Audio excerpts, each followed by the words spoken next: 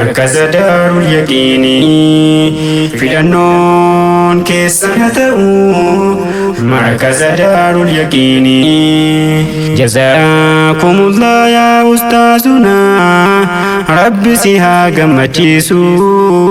قمتشو هنكم يادو رب ما سيها ملكسو يا أستاذ طاهر جهادو سلام الكاهون نولو نمني ملكي نما فيادو إني وان بيكو برسيسي دلو تججيرو يادو قمتشو ديني في قمدي ركنا ديني في كنادو چنكمي فلا بربادو قدنا ديني كيادو يا أستاذ كو جبادو جرادو سيها غرغارو كان ديني في جراتم بدو ورا وجني غمدو سيها غدو براتو تكي وليني فلنون كيسنتو مركز دار اليقين نموني بيك نبيك مادا gaheen ustaazaa guddaadha adeemsa baruuf barsiisu bakki sheekaa olaanaadha inni kan karaa agarsiisu qindeessaa fi hoogganaadha akkuma isaan barsiisu barattootas to'ataadha hojiin isaa ulfaataadha yoo gadi ilaalle qalbiini filannoon keessan haa ta'u مركز دار اليقين أستاذ طاهر جهاد أمنتي برسيسا إفادين الإسلام دلو تقرسيسا هميه بجيسا دبتي أمنسيسا قرآن ربي تيف عقيدة حديثا قطع بردا هندوم برسيسا أستاذ نبرسيسوفني كبغهمسا وانت barbaachisu muuxannoof beekumsa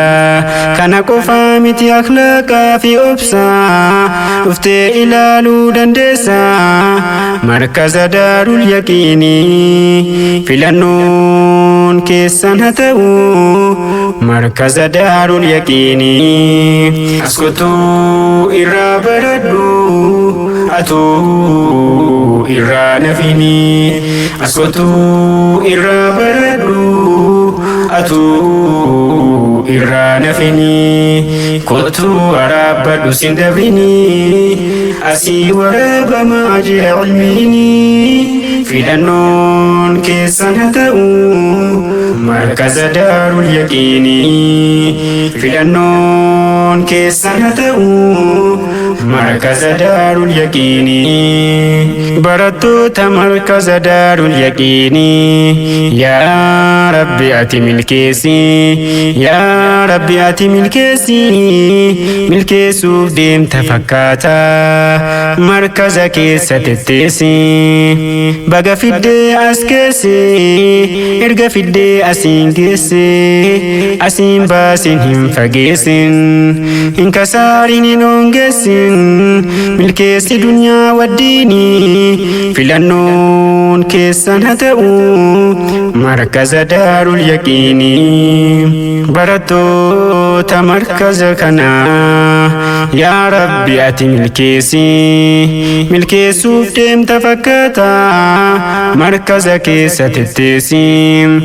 baga fiddee as keessi